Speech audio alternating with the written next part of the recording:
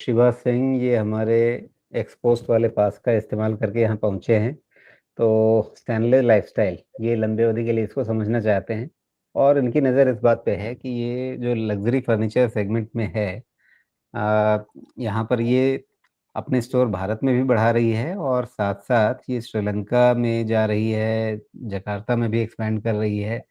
तो अ, इस तरह से ये जो लग्ज़री फर्नीचर का मार्केट है, उसको लेकर के आप कितना भरोसा रखेंगे? क्या यहाँ पर एक साइज़ेबल चंक इनके लिए बन सकता है?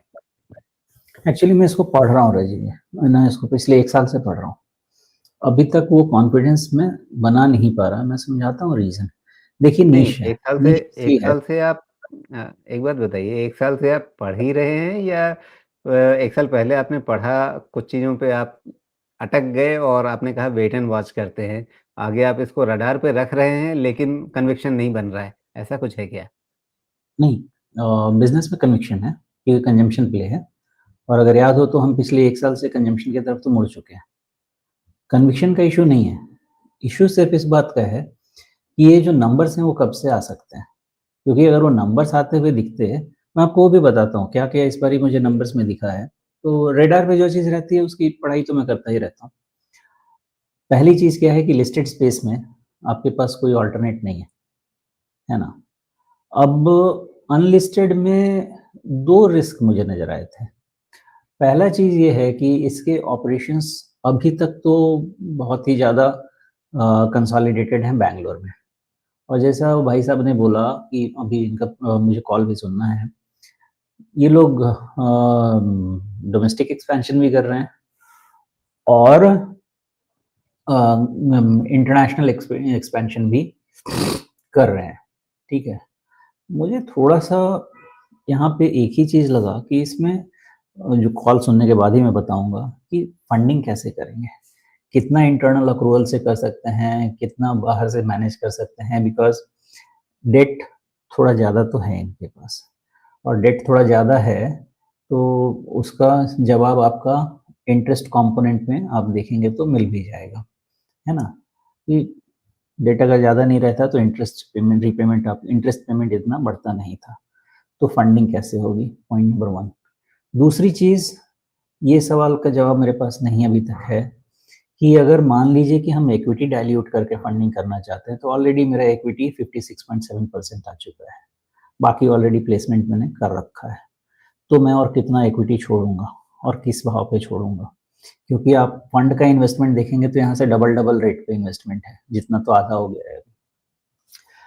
अब दूसरा रिस्क मुझे ऐसा लगा कि कोई मुझे ऐसे कंपैरेबल तो मिल नहीं रहा है। एक ड्यूरियन है, ड्यूरियन तो अनलिस्टेड है, तो उसका नंबर्स हमको रहेगा नहीं पता जिससे हम कंपेयर भी कर पाएँ।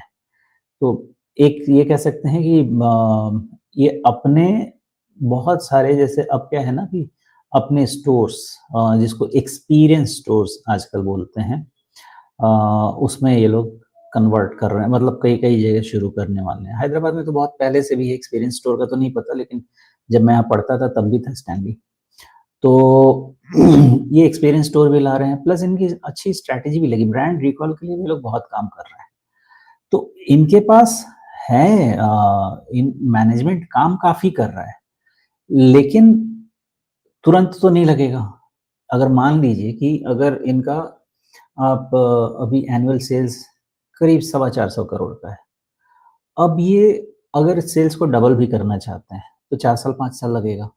तो 4 साल 5 साल में हो सकता है कि सेल्स का जो ग्रोथ है, वो 1 आध साल और रुक गया है। तो इसमें नेगेटिव क्या काम कर रहा है पता है? नेगेटिव काम कर रहा है आपका इसका करंट का वैल्यूएशन। हर पैरामीटर पे जो मैं जाके देख रहा था, तो वैल्यूएशन अभी भी कंजर्वेटिव बेसिस पे 25 से 30% महंगा हो सकता है अगर सेल्स इमीडिएटली नहीं लगा तो।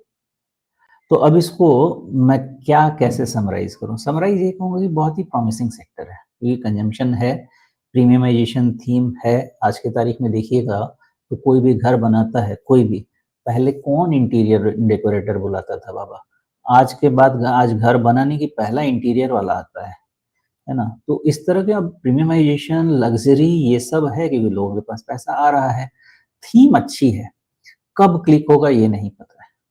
तो जब इनका सेल्स ग्रोथ टर्न हो जाए, तब अगर यही चीज मैं कहता हूँ कि अगर 20-25% नीचे आ जाए, और जिस तरह से इस क्वार्टर का रिजल्ट आया है, इस क्वार्टर के रिजल्ट में क्या है, ऑपरेशनल परफॉर्मेंस अच्छा है, आपके मार्जिन बेटर हो गए, ऑपरेशनल लेवल पे प्रॉफिट बेटर हो गया।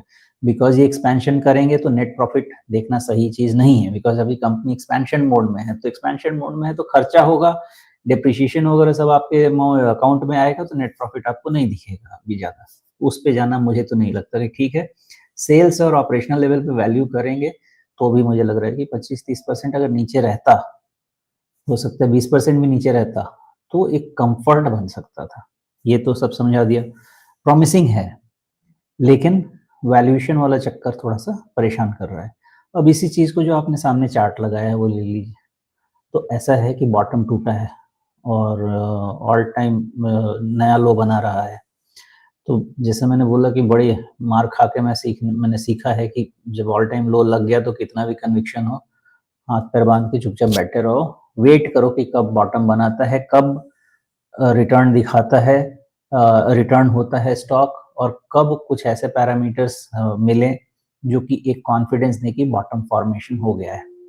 ओके, एक और एग्जांपल देता हूँ आप लोगों को समझने के लिए। आपने ये चार्ट लगाया है, ये चार्ट में आप एक बॉटम बनने का इंडिकेशन आ रहा था, वो खराब हो गया। ये क्या है, स्टैनली है ना, देखिए जी, ऐसा है। आपने ये कौन सा डेटा लगा रखा है, वीकली है कि वीकली है ना? चलिए वीकली भी चलेगा। जी वीकली। ठीक है, आप ना चलिए 21, डेली पर आ गए। नहीं नहीं, आप वीकली रखिए, क्योंकि वो नहीं तो बहुत ही मेसी चार्ट हो जाएगा। वीकली रखिए, और आप 21 अक्टूबर 2024 वाला हाई ले लीजिए, ठीक है? और 21 अक्टूबर 2024। हाँ, का हाई ले लीजिए, बस ठीक ओके। लिया आपने, ठीक। और दूसरा आप 9 जून 25 वाला हाई ले लीजिए, ठीक है? 9 जून 25। ओके। हाँ, बनाइए ट्रेंड लाइन, आपका फेवरेट। जी। जवाब मिल गया। अभी इसको क्या था, इसको आपने आईसीयू में भी, आईसीसीयू में डाल दिया, एक्सटेंसिव केयर ले रहे हैं, ऑक्सीजन सपोर्ट सब दे दिया, बाद में फुस हो गया फिर से, नहीं काम किया। देख रहे हैं ना कितना कितना शानदार है। और अब आपको मेरा पॉइंट प्रूव हो गया होगा कि मैं इसको 1 साल से पढ़ रहा हूँ, है ना? तो ये सब चीज बाय हार्ट है मुझे। तो ये चीज ऐसी है ना कि फिर मुझे मजबूर कर देती है वापस जाके पढ़ने के लिए। क्या प्रॉब्लम है भाई, कहाँ रुक रहा है? तो वही मुझे लग रहा है कि इसका वो बोलते हैं ना, कृपा किधर रुकी है, कृपा सेल्स में रुकी है प्लान बहुत ही अच्छा, मुझे तो लगता है ये सब बिजनेस है, और एक्सपीरियंस भी है मैनेजमेंट को, कोई दिक्कत कहीं नहीं है। यहाँ पे कुछ नजर आए ना तो कर सकते हैं। तो वो जो भाई साहब का सवाल था, सॉरी मैंने इतना लंबा कर दिया, लेकिन इसलिए लंबा किया कि आप सब कुछ स्वयं देख लीजिए और उसको बाद में आप मॉनिटर कीजिए। आपको जिस दिन लगे कि इन सब कठिनाइयों से बाहर लग गया, निकल गया, काम कीजिए।